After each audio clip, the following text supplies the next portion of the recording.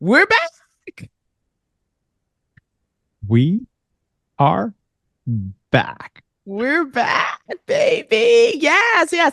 It's been well. First of all, it's been a summer. We've had a lot going on this summer, and then a much needed break where I think we just hit the wall because we were doing so much. Yes, we did. But we've been doing a lot of work behind the scenes, looking to evolve the show. So there's been a lot going on nonetheless. I know. So I can't wait to start all over again and start the new season of the show. Let's get to it, Jenna. All right. Hi, I'm Jenna, And I'm Dom, and we're both award winning journalists. who've recently been laid off. Our industry is experiencing a seismic shift, and it's shed a lot of really good journalists. So where does that leave us? Well, we're definitely laid off.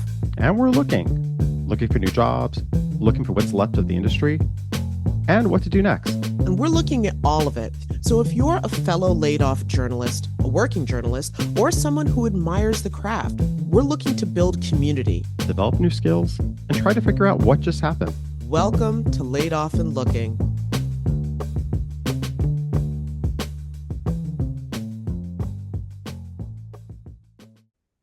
All right. So, we're back. It's like, I guess we're calling this season two. Yeah. Yeah, Yeah. more or less. Yeah, It's we spent the first few episodes like figuring it out, but like now we have ideas, we have a plan, we have outlines, we have thoughts. We have a lot of thoughts. yes, we do. It's just like it's wild to think that the summer's over and just within a couple of Oh, my weeks sinuses are uh, very well aware this summer's over. and like the fall is right here. It's like, oh wow. But it you get in that kind of back to school vibe, you know what I mean? Even though I haven't been in school in forever, but but you have that vibe going where you're like a new season, new episodes. And we've been recording and it's been honestly, I'm so excited. We loved our first season and this is really exciting too for the stuff that we've been working on with the interviews we've been having with these great guests and the discussions and it's just exciting. No, it really is. It's so exciting. All right. So, just to give people an idea of some of the stuff that we've been working on behind the scenes. So, let's see, in the Wayback Machine, back to what was it like June or something like that when we were just like, I Yeah. just can't anymore. I'm gonna collapse. So, we took a break and then we got back together at the library where nerds Yep. go to plan stuff. And we had a whole brainstorming meeting about, show themes and like topics that we want to make sure that we cover and various different. So, one of the ones that we're going to start doing periodically, because again, we're a two-man team here or two-person. hmm Yes. Um, is back to basics. And that's all about what are the basic building blocks of working in journalism in various different mediums. I mean, there's like certain things that if you walk into a print newsroom or a broadcast newsroom, that it's just sort of assumed that you know. Well, what are those things? So that's one of our themes that we're going to be looking at is the basics of journalism. And it's great because yes, it does sort of appeal to up and coming journalists, younger people who maybe are looking at this is something that I want to do. But it also is for those who work in the industry and maybe have, challenging oneself to do maybe you're looking to expand and do something different. Maybe you're somebody who works in a different part of the industry and you're like, you know what, I want to work more on reporting. I want to work more on whatever aspect of it is. I think it's great to do a refresher. And I feel like we're giving people the opportunity to, and even for us, I know that there I are was going some to say things it's that been refreshing for me. There's been stuff that I'm like, oh, right.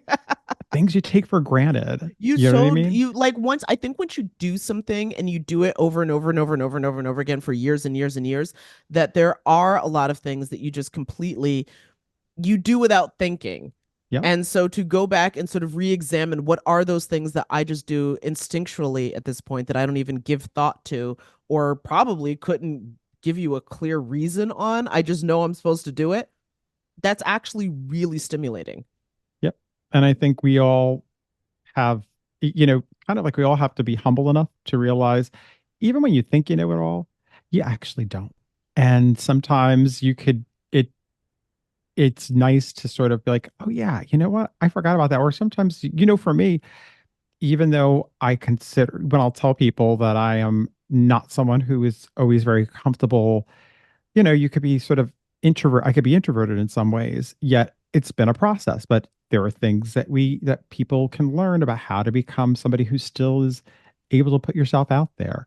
And sort of challenging oneself to do something different, learn something different.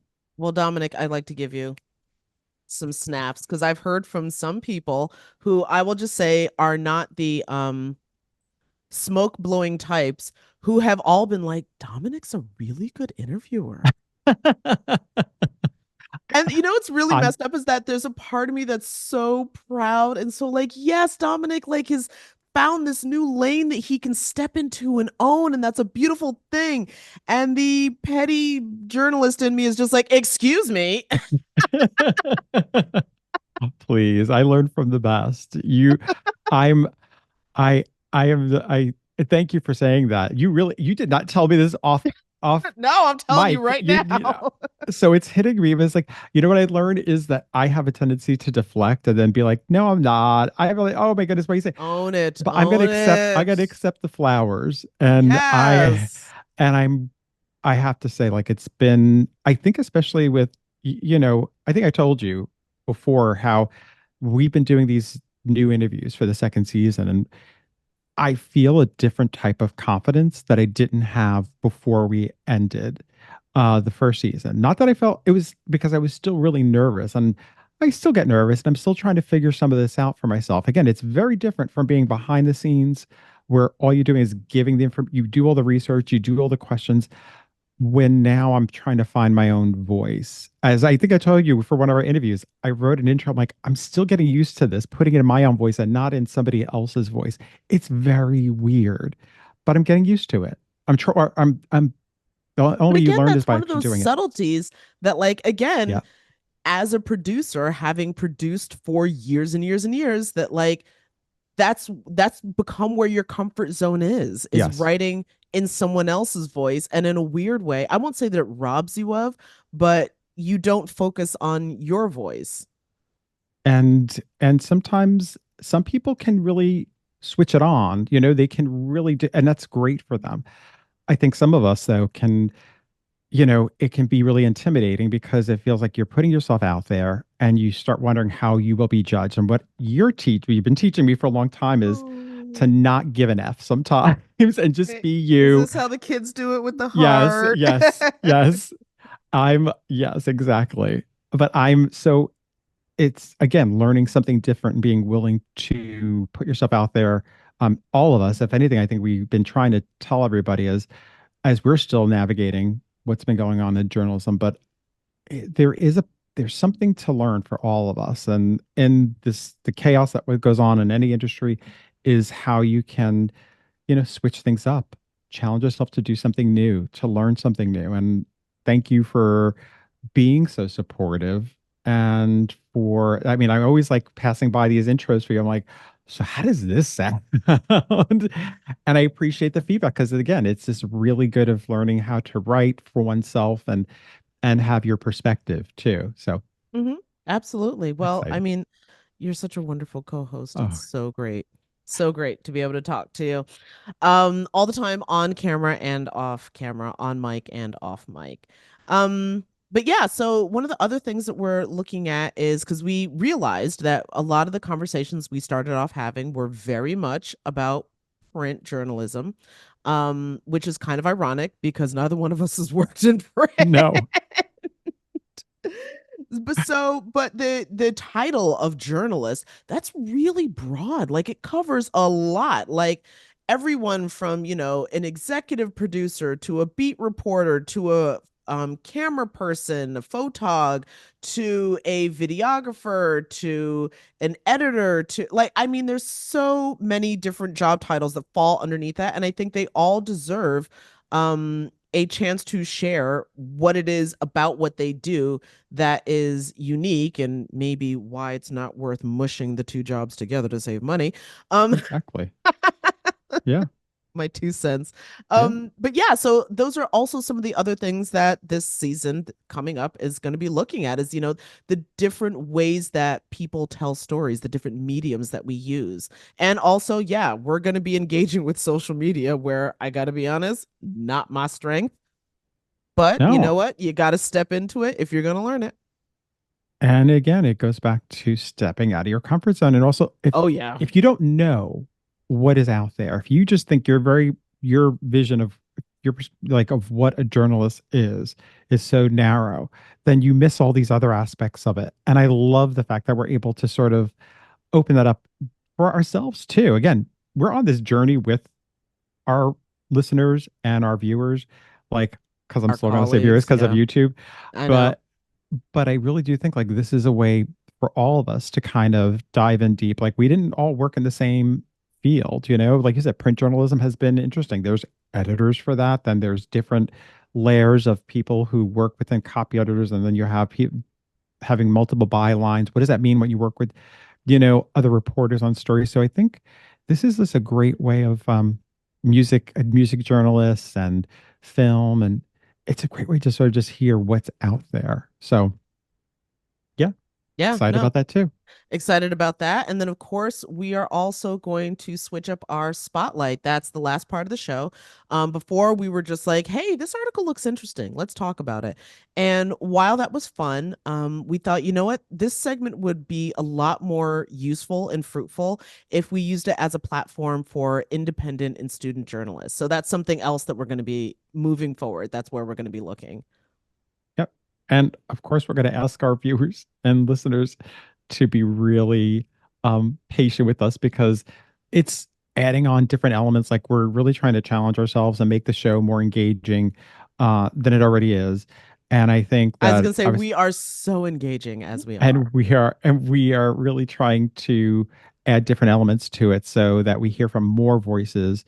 And some weeks that's going to work out better than others. But we're always looking to sort of really expand the voices that we hear, the diverse voices that are out there, and giving everybody their flowers. Absolutely. Well, with all of that in mind, we still do have headlines that we want to talk about.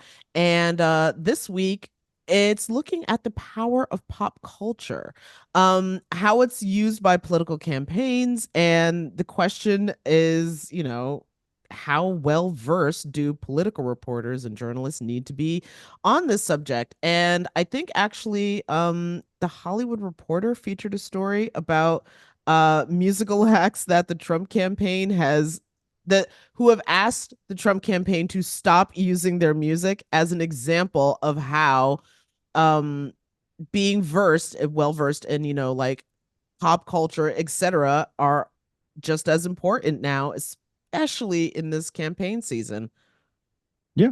I mean, it's so interesting to see how, it's something that politicians have realized the power of pop culture. And that does, in this particular story, it does tie into this whole way of, what, you have this song that can really tap into an emotion to somebody, or to the message you're trying to put out there. And it can be really, really powerful.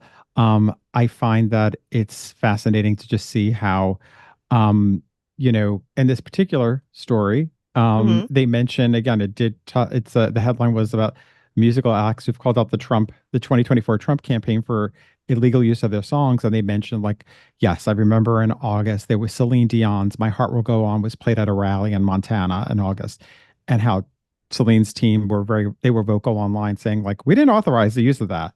And there have been other artists in the 2016 and 2020 races. Again, Trump, this is from the Trump campaign side where they use songs from like REM, Guns N' Roses, Neil Young, and they've all been like, stop using. But the problem has always been, or I should say the issue has always been that nobody's ever actually filed, I guess if I'm corrected, like nobody's actually filed a lawsuit against. Um, Well, the Isaac Hayes state was just like, oh, try me. they were the ones to actually switch that up, and they went to court this week in Atlanta, if I'm correct. And that was yeah, Isaac Hayes' son, Isaac Hayes the third, along with their, I guess, the estate, wanted want Trump to stop using Trump's team to stop using the song "Hold On, I'm Coming." We all know that song, Mm-hmm. iconic song from Isaac Hayes, um, and so uh, basically the ruling came out. Now this part of the report was from USA Today, and it was how a federal judge ruled that the campaign can no longer use that song.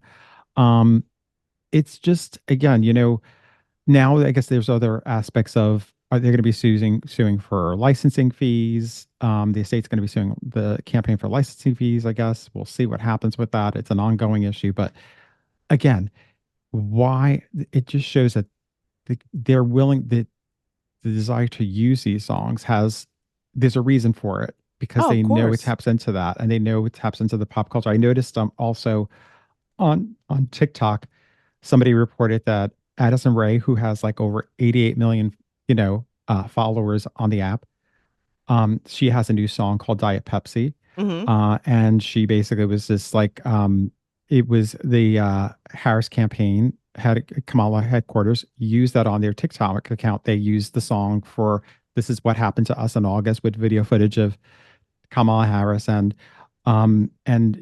just looking at the whole campaign, and they used a snippet of it, and she ended up reposting it on hers, and people are like, "Wow, that's huge!" All those followers. Now, again, do people who view that or an influencer sharing that, does that mean translate to votes?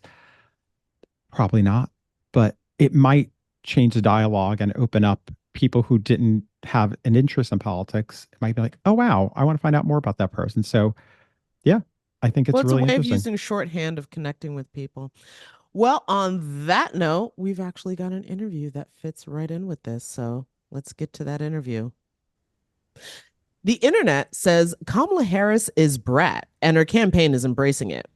Trump shares AI generated images claiming Swifties are supporting him.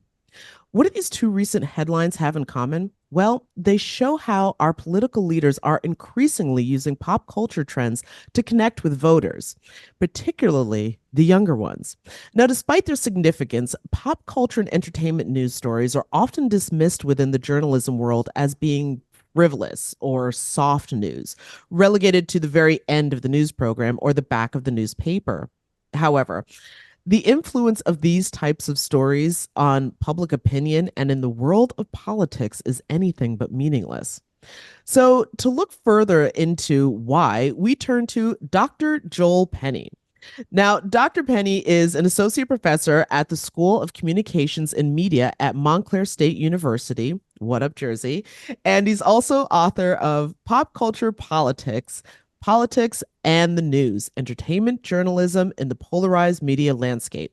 Dr. Penney's research reveals why these seemingly soft news stories are, in fact, powerful tools in the hands of those who understand how to use them. Dr. Penney, thank you for joining us. Thank you so much for having me on. Yeah. So, again, as I said in the intro, you are a professor at Montclair State University. You're not specifically a journalist, you're an academic, but you've been researching the intersection of pop culture and entertainment news within politics for years. So, first off, I just want to start with why hard news journalists and newsrooms often undervalue pop culture. Well, yeah, that is a term when I have been conducting interviews with journalists who work in this kind of cultural and entertainment space. Undervalued is actually a word that they use quite a bit. And I think it reflects this broader culture that's often within the upper levels of the news business, newsrooms, management side of things. They tend to see the core mission of what they do, the core mission of the newsroom as that hard news kind of category that you were talking about, where it's breaking news, politics news, often, quite serious minded. And there's a sort of an idealization of that that's been in the business for generations, taking this very serious concept of the fourth estate. And all of that is, of course, quite valuable for democracy, and it's quite necessary.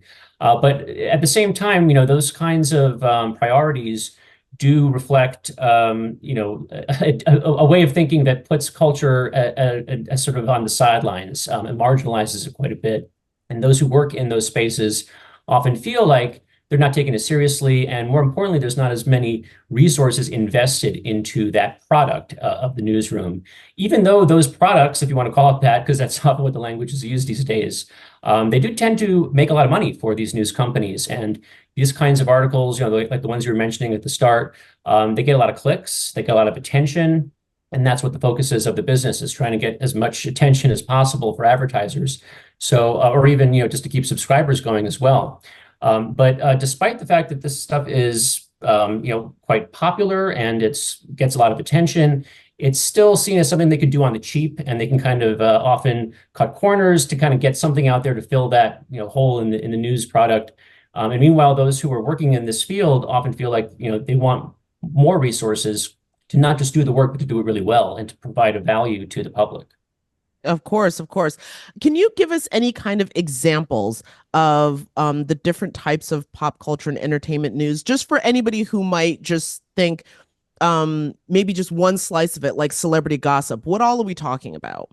Yeah, it's quite actually a complex field that has a lot of different, it has a lot of diversity to it. It is interesting, though, because of a lot of the cuts in newsrooms, a lot of professionals are asked to do all of this stuff kind of simultaneously, kind of wear many hats.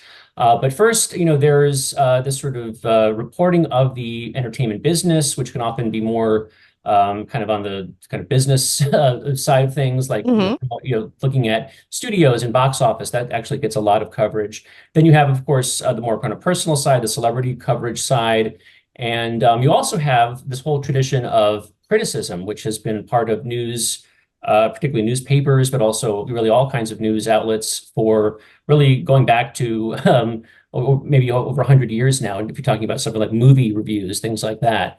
And that actually has a bit more traditionally some prestige, that sense that the critics are these, and voices that, are kind of personalities that the audience knows and follows. And sometimes they can be quite, prestigious figures, like famous Pauline Kael, for instance, or even like Roger Ebert and Gene Siskel that people know from TV as well as newspaper. So that's a whole side of things as well. That's also been a little bit, that model has somewhat gone away in recent years, although it still exists. And then you also kind of have this area of what's often called think pieces, right, which are just these, kind of short essays, sometimes could be longer essays, where, it's not the same as what's called the straight review, which is just basic, like, a new film, new movie is coming out, a new Netflix show, a new video game. And so, they'll ask to publish a review, usually with some stars, 3 or 4 stars attached to it, things like that. And then this think piece stuff, though, is, one of the innovations that's gone on in the news business in recent years to kind of stand out from the competition. Things like straight reviews are these days kind of a dime a dozen. There's so many folks who publish these stuff. So those, journalists who can, find a unique angle and come up with some interesting way of contextualizing what's happening, take the story of Charlie XCX endorsing Kamala Harris and, write this interesting little historical breakdown of why that matters and how it relates to things in the past. That's another major sort of area of this cultural coverage. And, if you click at something like, the what's called the vertical, right, those little tabs at the top of a news website's page, and if you click on something called culture or even entertainment, you're going to see all this stuff kind of thrown in and mixed together. It's quite a mess in a way. Of different kinds of traditions and different kinds of news that cover different angles. But all this stuff is included in what we would refer to as cultural journalism. Professor, there's an interesting of how do political parties utilize pop culture figures and symbols to connect with the public? Like, for example, the DNC using, symbols of American iconography, and the RNC using figures like Hulk Hogan to connect with their audiences.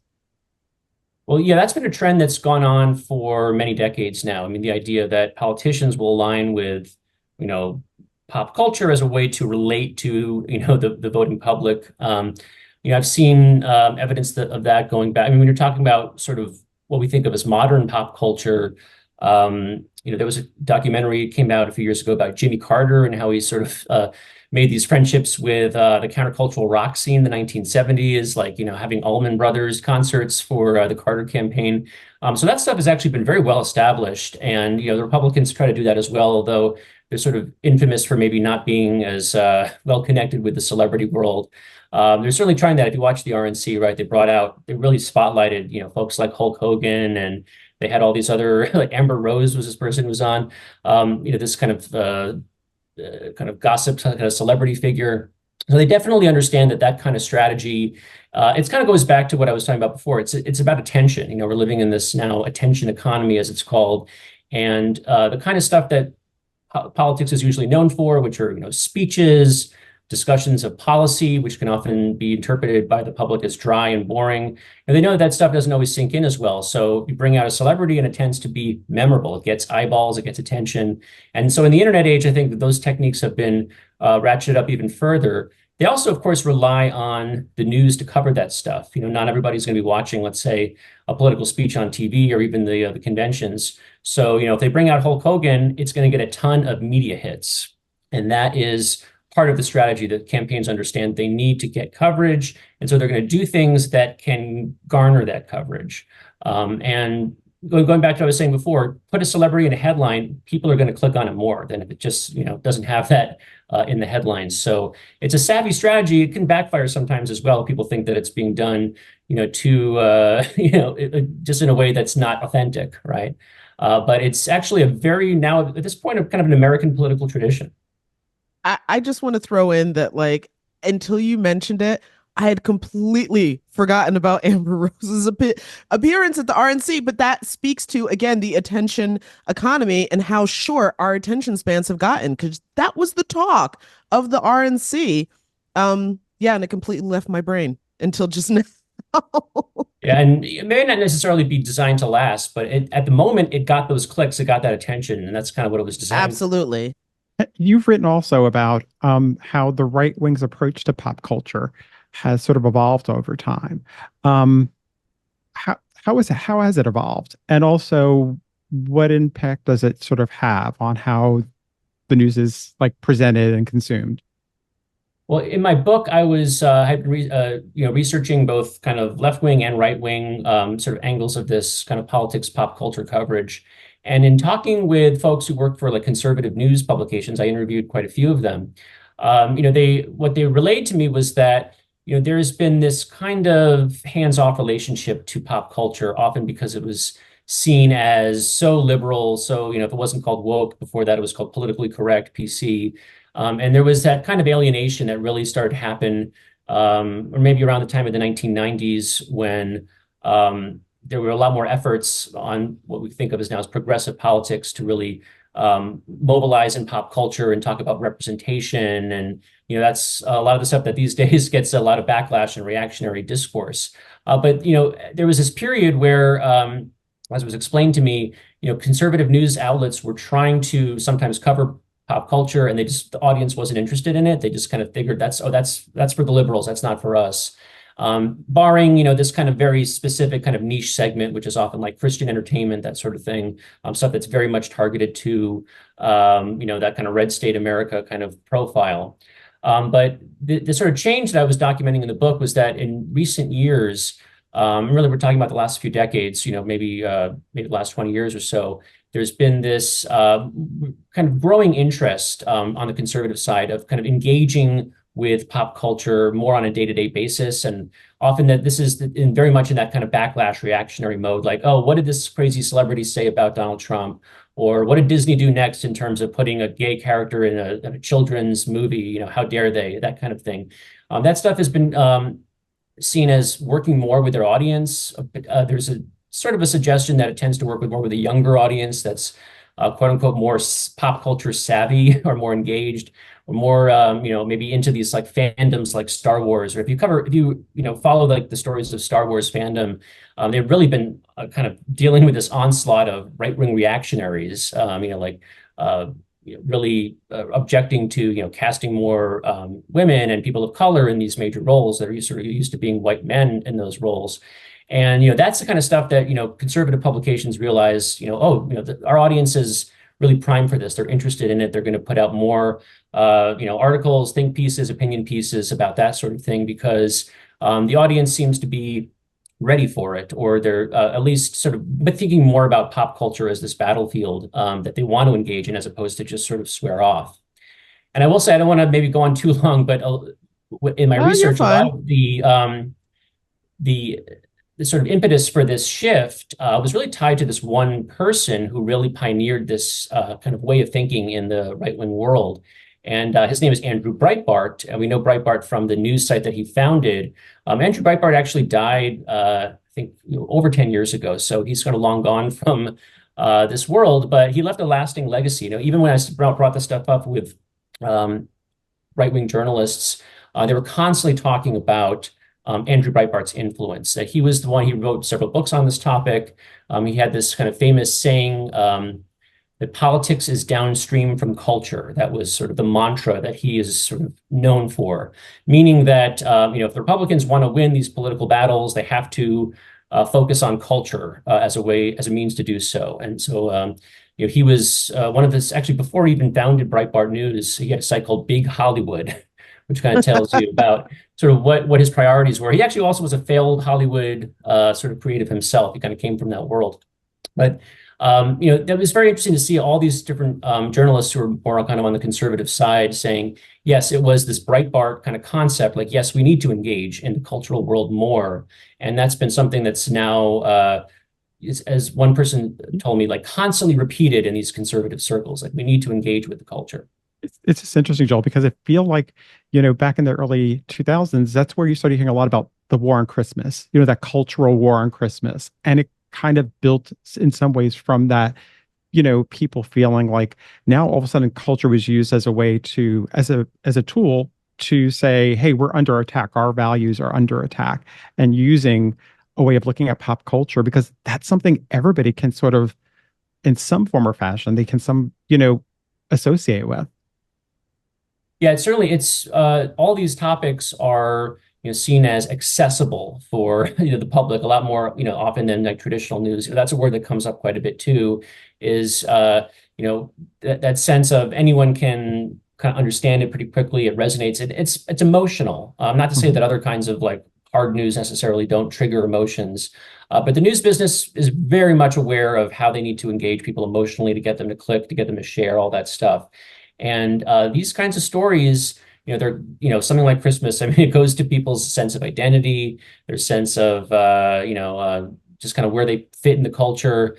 And, one of the things I kind of cover in the book is this idea that there's this sort of outrage machine, and they're sort of building, often a lot of this news coverage is designed to trigger outrage and kind of foster it because it's good for attention, it's good for clicks, good for business.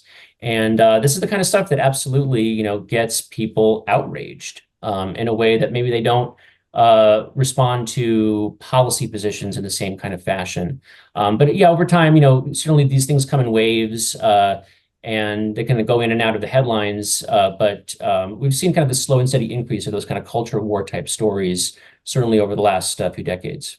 And I was actually, when you mentioned that, that came to mind because I've noticed, at least as a journalist, people sometimes can get confused about how the government works. I'll put it nicely. Sometimes people can get confused. I won't say some people just don't understand. But there does seem to be like a confusion with, what exactly different branches are responsible for, who does what. Policy can be so wonky and so esoteric to people that it's hard to wrap their head around. But yeah, you get that instant emotional connection or reaction when a politician shows up with a certain celebrity. So that makes sense. I'm wondering if there's any example of where this has put someone over the top, where a politician did something in the cultural space or was with a pop culture icon, for lack of a better description, and it gave them the edge to actually win an election. It's an interesting question because there's really no way of knowing what exactly puts a candidate into the victory column, there's so many factors, what we call intervening factors. In social science, we can't really run experiments like this to see, oh, what would happen if, Trump did this or Biden did that. We can't, replicate that kind of stuff. So from frankly, a I was social thinking science perspective, it's all guesswork. Yeah. But that being said, the narratives matter.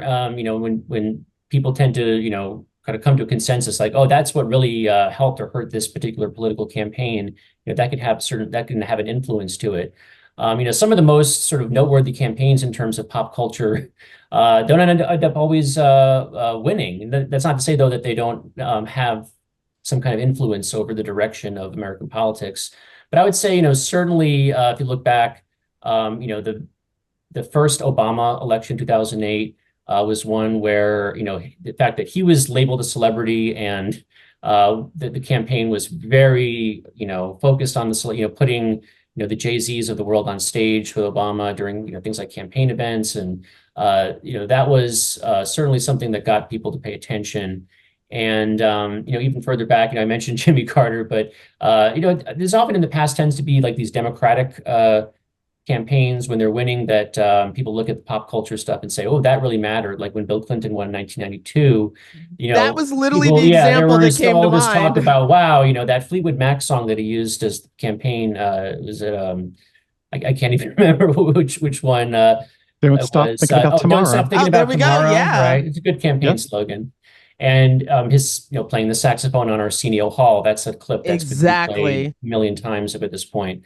But really, every single campaign has been trying to do this stuff. And as I said before, a lot of this is with the press coverage in mind. And, it's really interesting to watch, for instance, these two different, conventions that just happened.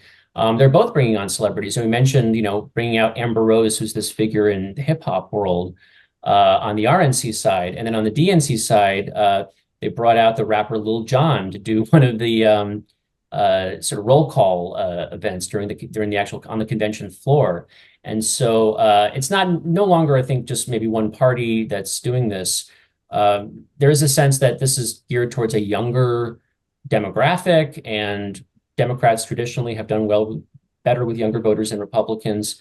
But that might be why you're seeing on the Republican side so much emphasis. I mean, people really didn't take a note of the amount of kind of pop culture content was being pushed in the RNC. And, the Hulk Hogan thing was, in some ways, maybe it was seen by, maybe got some bad coverage, like, oh, this is going too far, it's getting too stupid.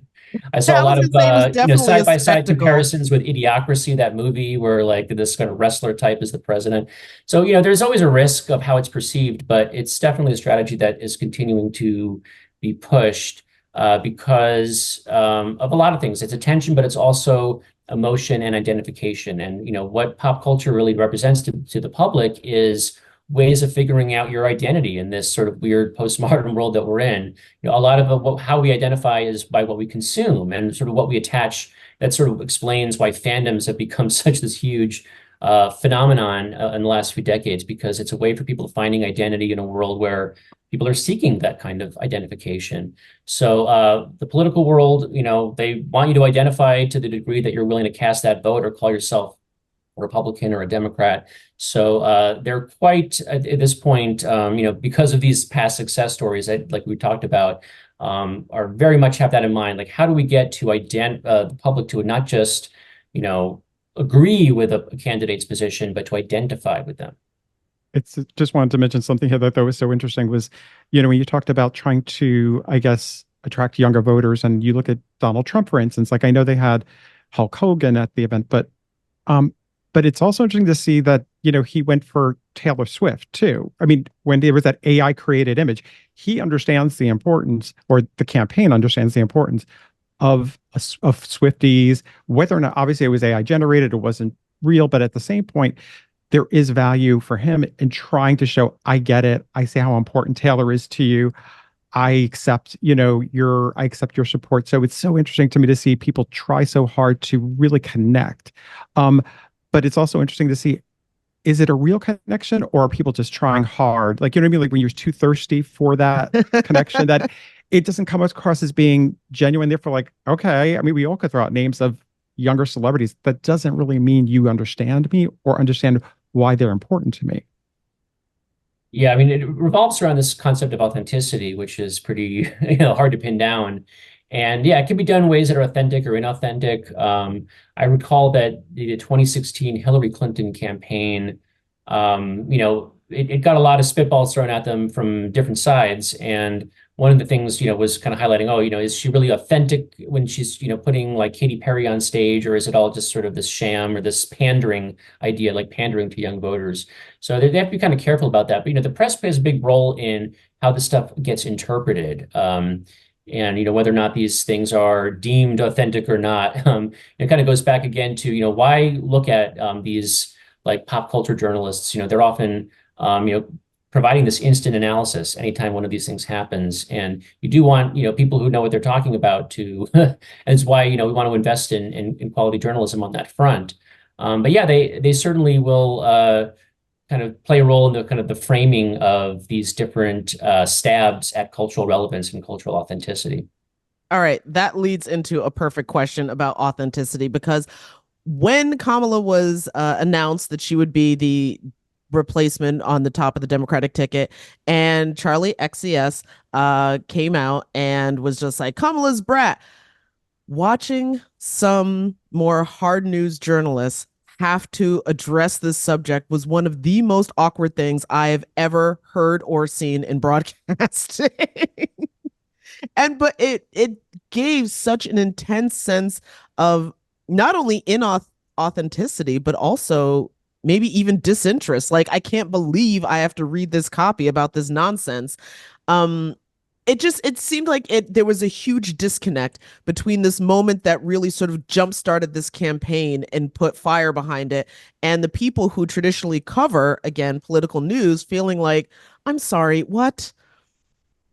Yeah, there's absolutely, that hard news, soft news distinction we were talking about is, definitely kind of part of the kind of philosophy that I think a lot of, journalistic professionals, particularly who work on that, kind of hard news side, they definitely see a hierarchy in a way of importance and priorities. And, something I was talking about a lot in the book that I published was, this really the need for news organizations to invest in quality news. That really does take money to pay for people's salaries, not just, like kind of intermittent freelance opportunities, but to have, full-time staff positions for people who have the wherewithal, the expertise to actually weigh in on something like the Kamala Brat story. And it is important. It is actually consequential for the direction of the election campaign, for instance, as you're saying. So it really does illustrate the need to have people who can provide the public with some quality analysis of what that means, put it into context. And unfortunately, we haven't gotten into so much of this in our conversation, but there have been a lot of cuts to the kind of the culture desk and that sense that it makes money for the news companies, but they can kind of do it on the cheap. They can cut back on the full-time staff that had been there maybe in the past and just sort of slap together some stuff through freelancing. This is a big issue that, of course, in the news business generally, but I think it's particularly pronounced on the culture side. There's this sense that, there's so many, one interviewee, journalist told me this in an interview, like there's no shortage of, graduate students out there that really want to write about, Game of Thrones or House of the Dragon and how it relates to, gender or race or something. So this idea that, there's this cheap labor force out there that is, ready to talk about this stuff. And so they can, again, cut corners on the, in terms of just the actual expenditures and not necessarily continue to employ full-time staff whose job is to be the pop culture expert. But because of what's going on in our world, in our country, I would definitely make the case that it is important to have those kinds of positions as part of the newsroom because culture, what Andrew Breitbart was saying as we go back before, it was not exactly, totally off there. I mean, the culture has a huge impact on our political world. And so if we're going to have political coverage, it needs to include that. And we need to have people who are doing this that actually are prepared for that task at hand. Yeah, because there's something that annoys me that that just drives me up the wall is when I hear people kind of say, well, the intern told me or the PA told me. And it's sort of like, but you yourself should be plugged into this. Like journalists need to understand too that they're obviously these have cultural impacts and we know that. And it's like it has an effect. The audience is, and I just think like that part of it needs to be sort of hit home that it's not beneath you to know something. Like we can't know everything. We understand that, but it also isn't beneath you. And I think that's what sometimes can get on my nerves is the fact that you get that sense that there are journalists who think like, why am I even talking about this? This is like beneath me and I should be talking about things that are more important, but this is important. And it's important to a part of your audience that you could be connecting to. But just to go into something else, because I think it's important, is the fact of the role that digital media has sort of changed this conversation.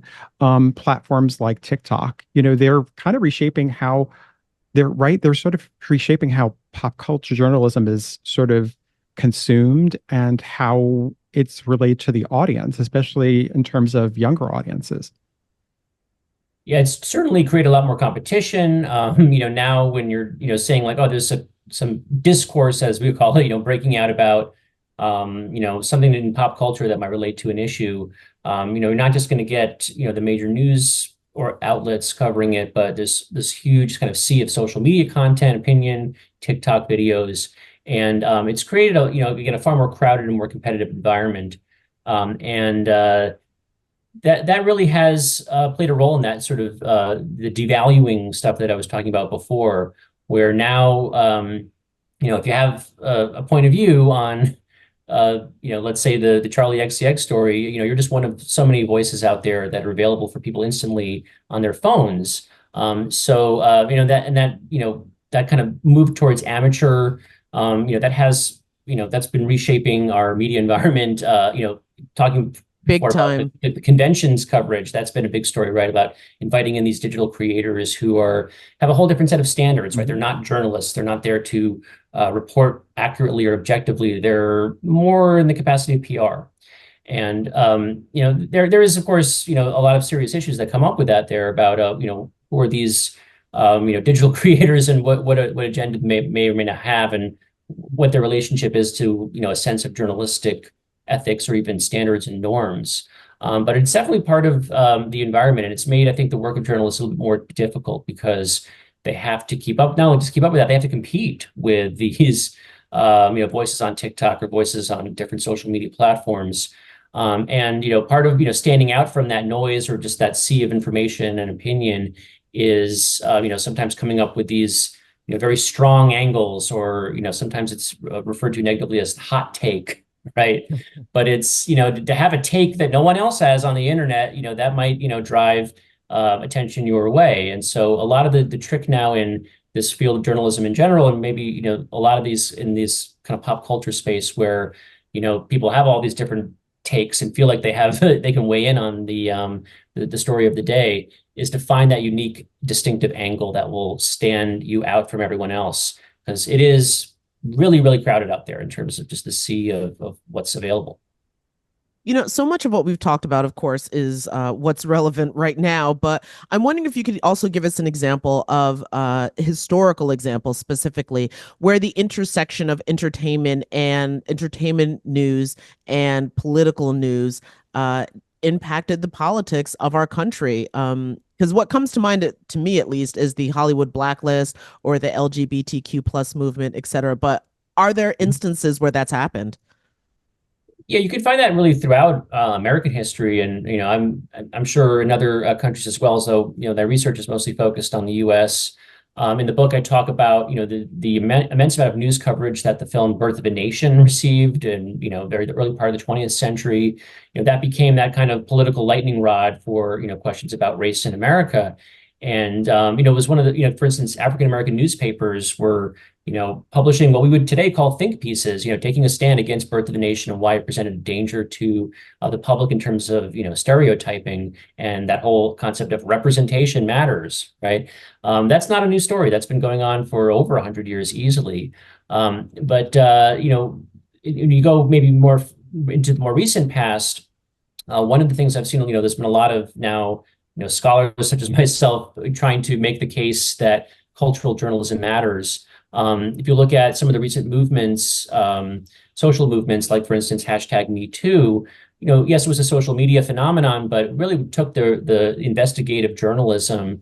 I think it was some reports, the New York Times, right? They had a movie made about them who were investigating Harvey Weinstein to kind of kick off that whole Me Too movement, and kind of exposing these Hollywood, the wrongdoing of these Hollywood executives and other kinds of, major public figures and celebrities.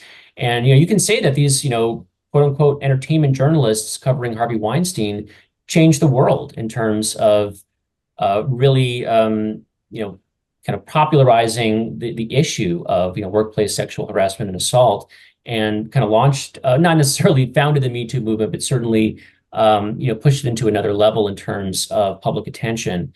Another one that came up that I talk about in the book is the Oscars So White campaign, the hashtag campaign. And again, that's a social media activism campaign. It was this, it's pretty well known that there was this activist named April Rain who kind of came up with the first tweet, the first hashtag. But as I discuss in the book, that stuff, it can go viral to a degree, but when we often talk about social media virality, we're not always fully factoring in, how the journalism industry magnifies those trends and kind of plucks them out and blows them up into another level and kind of feeds back into the system. So a lot of times now, if people are sharing a story about Oscars So White, they may not be sharing the original activist hashtag, but they're sharing, oh, here's this pop culture news sites article that talks about it, right?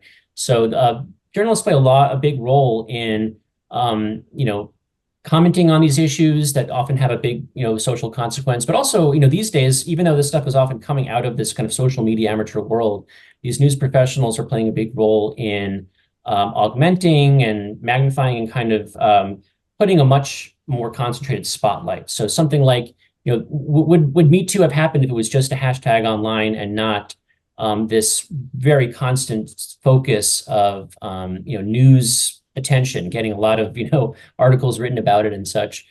So I would, point to those as examples where we really do see the impact. Well, this is great. Thank you so much, Dr. Perry, for joining us, Dr. Penny. And we'd love to, this has been a great conversation. We always ask like a last question about how did somebody became interested in journalism? But obviously, for you, our question is, how did you become interested in studying this field work of pop culture, entertainment, news, and the impact that it has in terms of politics? How did you become interested in that? Well, for me, I'm very interested in, those questions of impact, I was kind of talking about before, and really noticed that in the current kind of landscape of what we call journalism studies, it kind of reflects some of these biases and sort of philosophies we've been talking about through this whole conversation. That just like, journalism, the industry, the folks who study this stuff, and there's a lot of back and forth between, tend to have this kind of hierarchy in mind that, traditional politics coverage is really what's important. And, that culture stuff is the soft news that we, may or may not really be necessary.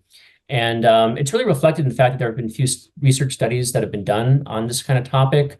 Actually, there have been quite a few in Europe, which I found quite interesting. Wow. In Europe, and I think that becomes from a different orientation to the idea of culture. I think in European countries, you see a lot more government spending on cultural affairs, and there's that sense of our culture is thousands of years old. We need to have this kind of public investment in it. And that is actually reflected in cultural journalism, and even in the fact that people who are studying this stuff are giving that serious attention and taking it seriously.